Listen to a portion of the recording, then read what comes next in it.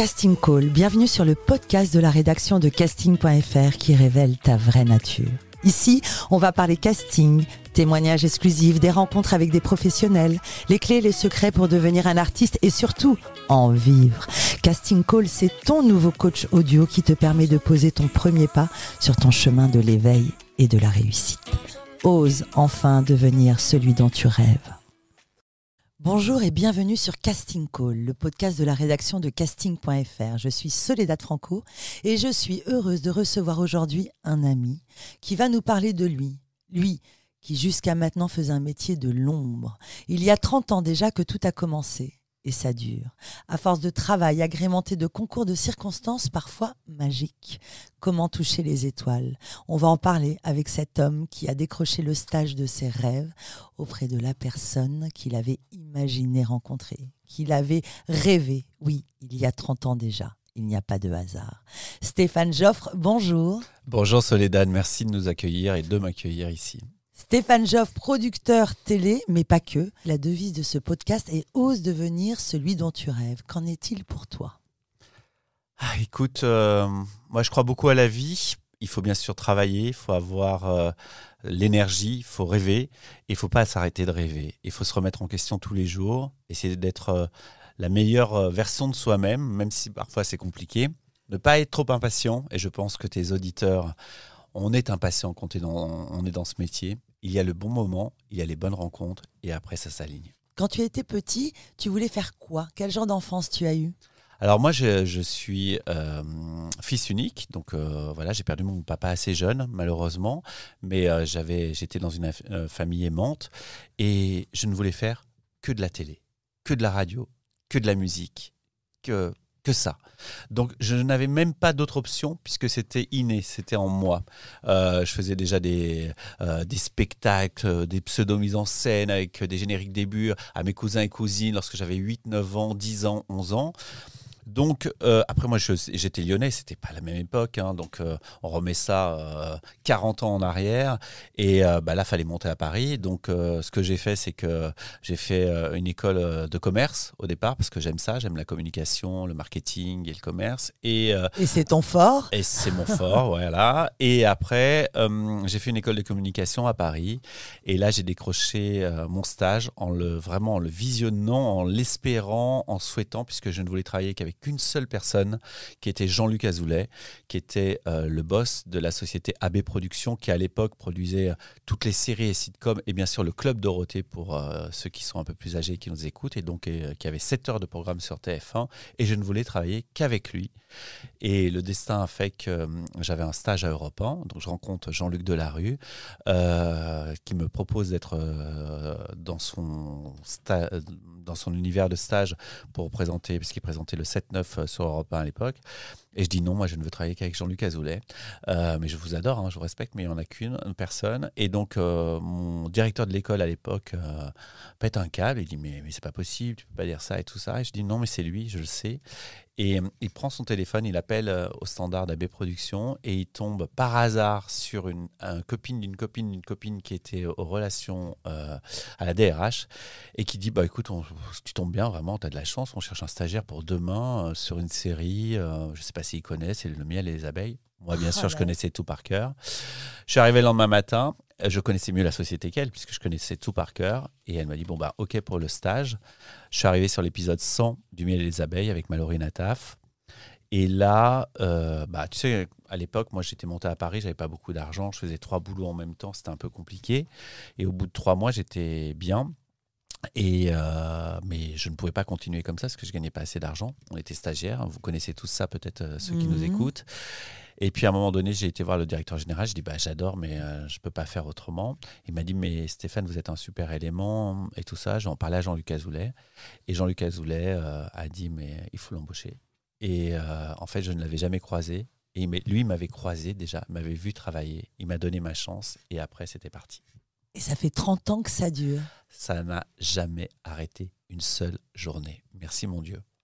Et alors, comment... Alors, tu as des expériences, tu es allé chez Énergie, par exemple, Oui. alors avec une aventure extraordinaire. Raconte-nous justement comment tu es rentré chez Énergie. Un concours de circonstances, là aussi, j'étais donc ensuite, après, chez AB Productions, j'ai bien sûr gravi les échelons, merci mon Dieu, et donc j'ai été directeur artistique des Vacances de l'amour, de toutes les séries, des To Be Free, etc., producteur ensuite.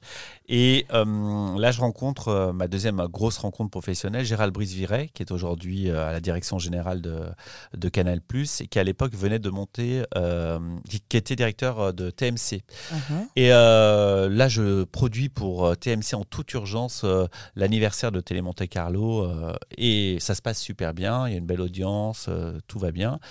Et puis quelques années après, il me dit écoute, je suis en train de monter Énergie, Énergie 12, une chaîne de télé un peu sympa, un peu jeune, un peu fun et tout.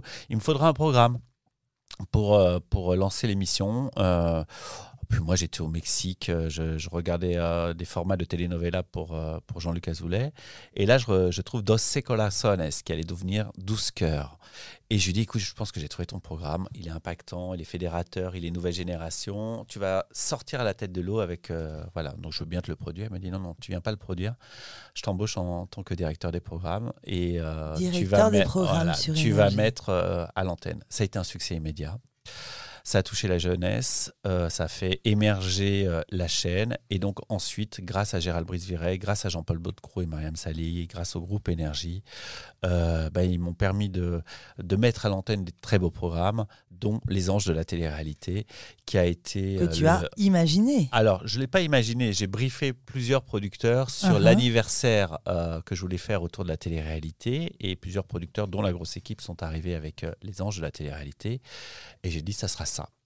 Et là, tout le monde m'a suivi. Après, c'est vrai que j'ai eu la chance un jour de voir Nabila à la télévision. J'ai dit, dans L'amour est aveugle, j'ai dit, signez-la immédiatement, ça sera la plus grande star de demain. J'ai eu la chance de rencontrer Ayem Nour. J'ai dit, hop, c'est elle. Un flair. Caroline Receveur, idem. Donc Hollywood Girls, donc tous ces shows. Ah, ça, Hollywood Girls, je l'ai inventé, écrit.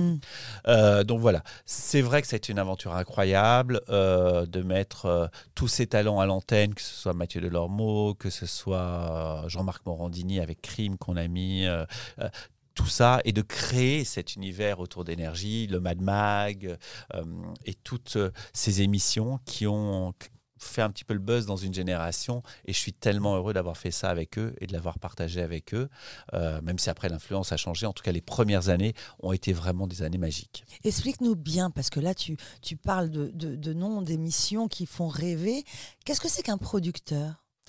Alors moi, là, chez Énergie, j'étais directeur des programmes. C'est-à-dire que mon objectif, c'était de créer une unité autour de la chaîne. Et donc, par exemple, voilà, je choisissais les programmes. D'imaginer la grille. Voilà, d'imaginer la grille, les horaires, et d'imaginer cette résonance qu'il y avait, ce suivi de programme pour que donc nous, c'était les jeunes adultes. C'est toi qui dis oui ou non pour une émission. C'est moi qui disais oui ou non pour une émission.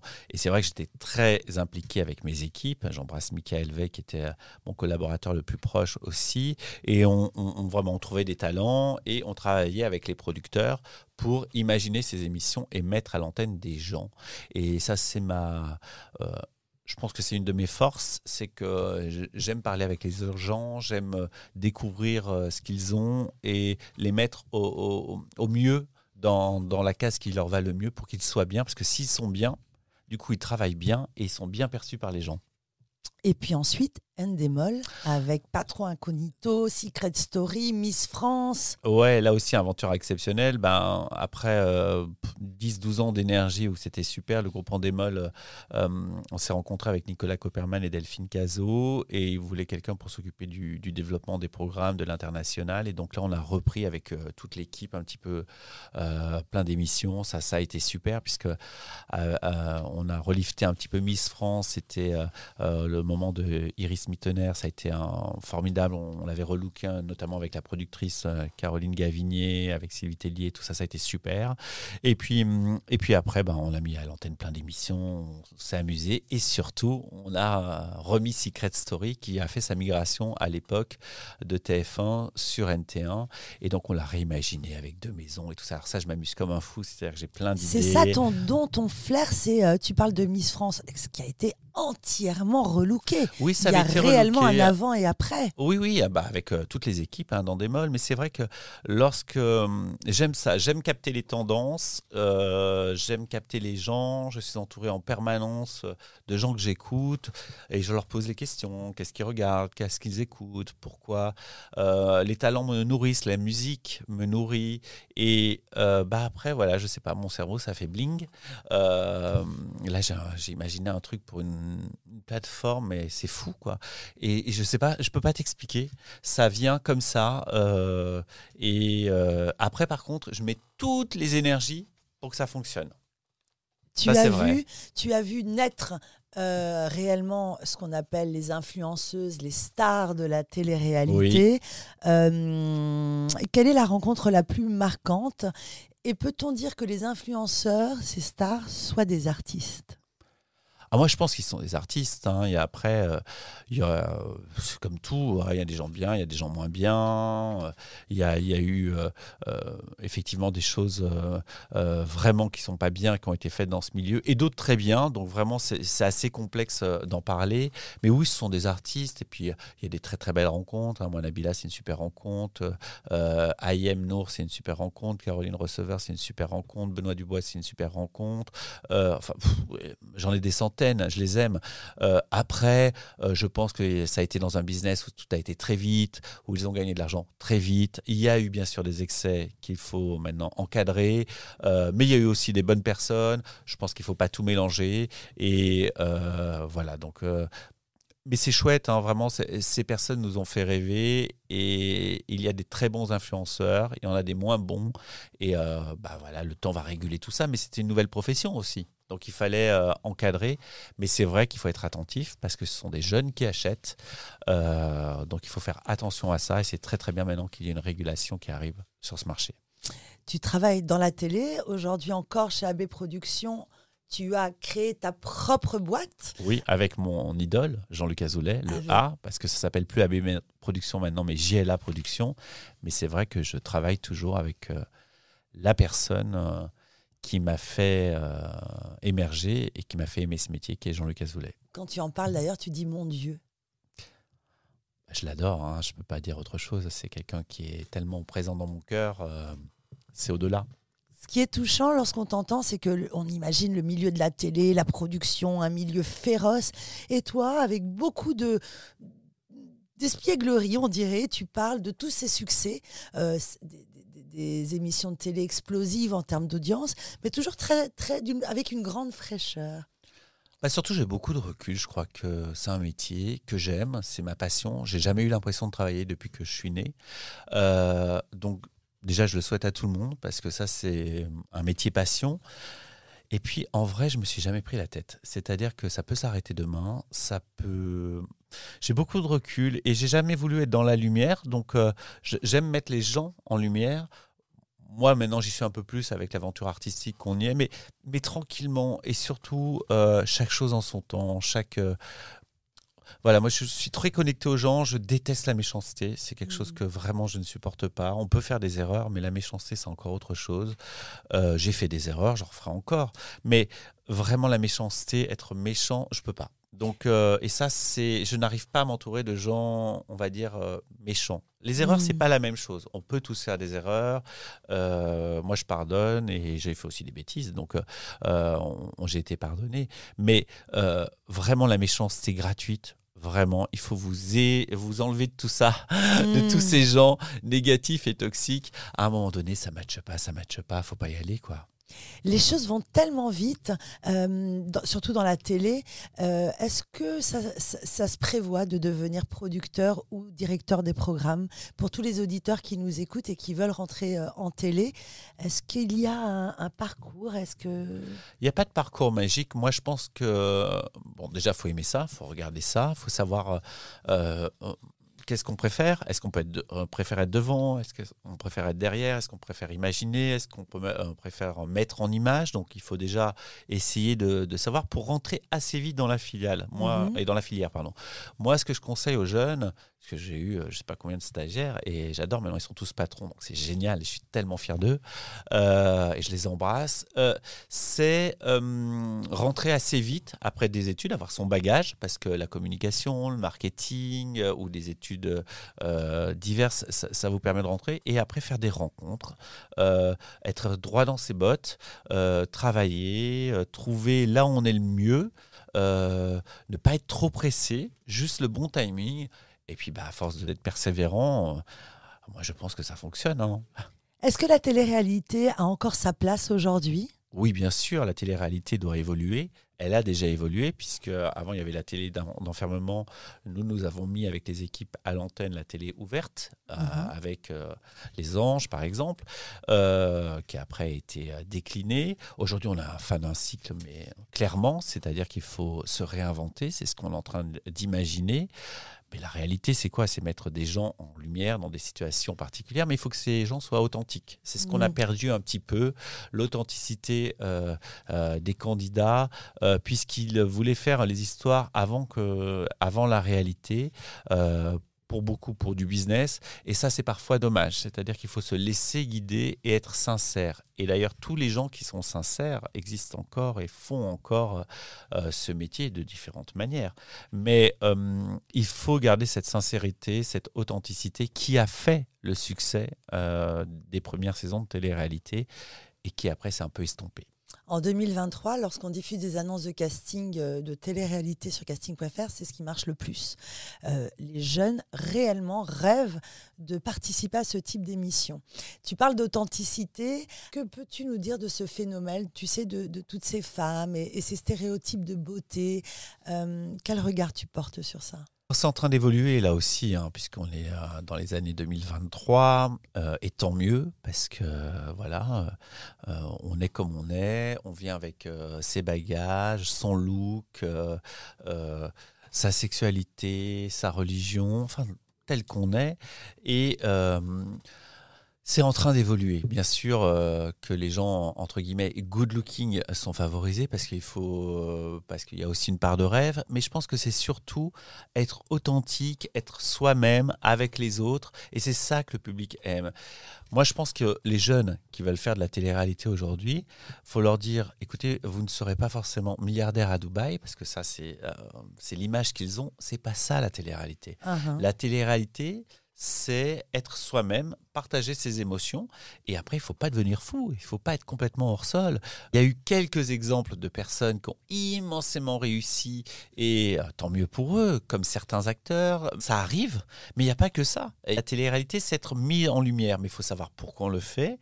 Parce que, par exemple, un télécrochet, c'est une sorte de télé-réalité. C'est-à-dire que quand on te capte tes émotions en portrait, la Star Academy, ou bien même The Voice, voilà, les gens ne vont peut-être pas aimer ça, mais oui, t'es filmé dans tes portraits, on met en avant ta famille, on met tes émotions en avant, tu expliques pourquoi tu choisis ce coach plutôt qu'un autre, donc on rentre vraiment dans toi-même, mais c'est après ce que tu en fais.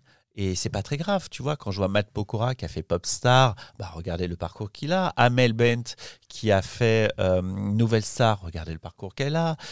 Slimane qui a fait plein de télécrochets différents et à un moment donné, son talent, son univers ont explosé. Moi, je dis, j'ai pas de souci. La télé-réalité met en lumière des gens. Mais après, il faut être sincère. Et toutes les personnes que je vous ai citées auparavant sont sincères avec le public, avec eux-mêmes et ont partagé leurs émotions. Qu'est-ce qu'on peut dire à nos auditeurs? Quelles sont les qualités requises pour être un bon candidat? Ça dépend de quelle émission déjà, mais c'est un métier difficile. Effectivement, il y a peu d'élus, donc ça c'est la vie. Il faut toujours avoir espoir, faut se battre, faut être soi-même, et puis faut rencontrer des gens pour qu'à un moment donné vous rencontriez la personne qui va être connectée et qui va faire que cette mise en lumière va être encore plus forte que d'habitude. Et puis si ça ne fonctionne pas, il y a plein d'autres choses. Moi, je vois plein de talents. Eh bien, écoute, même s'ils ne font pas de carrière solo, ils s'explosent dans les comédies musicales, ils chantent dans des bars et tout ça, ils font leur métier. attention, vedette, il n'y a pas que des vedettes dans la vie. Heureusement, on peut faire de ce métier. Ce que je veux dire, moi, il y a des producteurs qui sont 1 milliard de fois plus riches que moi. Et alors, c'est pas très grave. L'important, c'est que je fais ce que j'aime avec les personnes que j'aime. Et tu construis ta famille, tu construis tes amis. C'est un métier qui est grand, large, ouvert. Il n'y a pas que des superstars. Voilà, ça, c'est important. Tu le dis toi-même, tu parles de ton âge, tu as 50 ans. Et une très belle carrière dans l'audiovisuel, toujours faite de façon authentique. Et un jour, tu as eu envie de parler à ton enfant intérieur et est né un magnifique projet avec Léo qui s'appelle Léo et Steph. Et là encore, raconte-nous. Parallèlement à la télévision, on s'est lancé dans l'art avec mon mari, Léo, qui lui est directeur artistique dans une très célèbre société d'e-commerce et qui a toujours dessiné. Et il a dessiné ce personnage qui n'a pas de visage, qui s'appelle Kid Cup, qui peut représenter un garçon, qui peut représenter une fille, mais surtout qui représente ton enfant intérieur, ton âme. Et lorsqu'il a dessiné ce personnage, j'ai dit mais il est trop chou, il est super. À l'époque, on avait 200 abonnés sur Instagram. On a créé Léo et Steph comme ça en 5 minutes. Et on l'a posté. Et là, la magie de la vie a fait que c'est Olivier Roustin, le patron de Balmain. Mais bon, il n'y a pas de hasard. Hein, un être magnifique à l'intérieur et à l'extérieur. Et un génie, vraiment. Et qui a dit j'adore. Est-ce que vous pouvez me faire un tableau et une sculpture? Et on lui a fait un tableau et une sculpture. Il a posté, il nous a remercié. Dingue. Et là est partie l'aventure Léo et Steph. Donc maintenant, nous sommes en galerie dans le monde entier. Merci mon Dieu, que ça soit à Paris, que ça soit à Tokyo, que ça soit aux États-Unis, vraiment à Dubaï, un peu partout. Et puis les célébrités nous ont fait confiance, que ce soit DJ Snake, que ce soit Cyril Hanouna, que ce soit plein de célébrités que j'embrasse. Anita, enfin voilà, une folie. Et après, tous les gens ont également aimé ces œuvres uniques et exclusives, puisqu'à chaque fois, le personnage se décline dans les couleurs, avec des marques, avec des paysages différents, mais c'est toujours des pièces uniques et exclusives. Et l'aventure Léo et Steph est née. Je suis très fier de mon mari, Léo, qui est un génie. Et puis de tous les gens qui nous ont aidés, qui nous ont accompagnés dans ce projet qui a maintenant 4 ans. Et c'est une aventure artistique incroyable, avec des rencontres incroyables. Et là, on a fait le salon Art Up à Lille. Ça a été génial. On a rencontré tous nos, entre guillemets, fans. Et c'est super. On fait le World Art of Dubai. On a fait Art Basel à Miami. Non, c'est une aventure extraordinaire. Donc, ce sont des sculptures et des tableaux. Et des tableaux avec ce personnage qui s'appelle Kid Cup. Et les sculptures sont faites en résine? Absolument, c'est de la résine. Et on a 2 ateliers, hein, un atelier à Paris et un atelier à Nantes. C'est de la fabrication française à 100%. Et nous, c'est pas nous qui fabriquons. Hein, donc, on a notre atelier avec Arnaud et Julien que j'embrasse et qui nous aident là-dedans. Et Léo dessine tout, fabrique tout, imagine les couleurs, le style, il passe un temps fou et chaque pièce est unique et exclusive et c'est un bonheur. Tu te serais imaginé dans le milieu de l'art? Jamais. Et je rencontre des gens passionnants, que ce soit des gens qui économisent pour s'acheter une petite œuvre, comme des gens extrêmement riches, comme toutes sortes de personnes. Et c'est ça qui me passionne. Moi, de toute façon, c'est les rencontres humaines. Hein. Quand je vois toi, Soledad, on se connaît depuis quelques années, on va pas dire, voilà, et tu es toujours aussi lumineuse. Michael est un amour, vous avez toujours été là. C'est aussi la fidélité, je crois, dans ce métier qui est importante. Ça, c'est très important. Cultivez vos amis dans ce métier. Essayez d'être toujours là pour eux. Ils seront là pour vous, puisque c'est un métier fait de haut et de bas. Ce n'est que ça. Il faut tenir dans les moments bas. Il ne faut pas s'envoler trop haut quand on est en haut, pas se perdre. C'est la difficulté. Donc, ça, il n'y a que vraiment la famille et les amis qui vous entourent qui peuvent vous le dire. Mais c'est très important, car ce n'est un métier que c'est une vague. Voilà, on est en haut, on est en bas, on est en haut, on est en bas, on est en haut, on est en bas. Extrêmement fidèle et tu permets aux gens qui t'entourent et ceux qui ne te connaissent pas non plus, on peut te contacter, de se lancer dans des carrières incroyables. Je pense à Emmanuel Rivassou par exemple. Emmanuel, c'est Emmanuel, c'est la femme de mon meilleur ami, Gilles Lucas, et un jour, voilà. par hasard, j'apprends que Réservoir cherchait une nouvelle architecte d'intérieur pour son émission. Je dis, mais Emmanuel, je suis sûr que c'est toi. Elle me fait, ah non, mais non, je ne vais pas faire... Non. Je dis, écoute, passe les essais, t'es sûr? C'est pas mon truc, que j'ai jamais fait. Je dis, c'est toi, je le sais. Et bon, voilà, elle est restée pendant près de 8 ans, voilà, avec Stéphane Plaza dans Maison à vendre. Maintenant, elle a tellement d'autres projets. Elle signe des lignes. Elle a ses livres, elle a tout. C'est un amour. Mais de toute façon, vous savez, je pense que vraiment, les énergies, ce que je veux dire aux auditeurs aujourd'hui, c'est que vous savez quand vous rencontrez les bonnes personnes, elles vous font grandir. Alors, ce sera peut-être pas un méga hit, mais c'est pas très grave, la vie elle est faite de rencontres, mais vous sentez les bonnes personnes et il faut vous écouter et à ce moment-là travailler, parce que ça c'est la base de la vie, savoir qu'il y aura des hauts et des bas, vous accrocher et à un moment donné ça passe. Et travailler. J'aimerais aussi évoquer le succès de Ocean Drive, qui est quand même la musique, si je ne me trompe pas, du générique de la Starac. Voilà. Ocean Drive, c'est Gilles Lucas, qui est mon ami de toujours, avec qui on a fait plein de projets, puisqu'il a fait Galéon et aujourd'hui, il a fait Color Blast avec plein de succès aussi. Mais c'est la fidélité, vous savez, on se connaît, Quand je vois Thierry Saïd, le producteur de Matt Pokora et Matt, l'équipe qu'il forme depuis une trentaine d'années, à un moment donné, on traverse des moments difficiles, on traverse des moments faciles. Voilà, il faut se soutenir, être ensemble, c'est comme un couple, c'est comme un duo, hein, c'est la même chose, et avancer.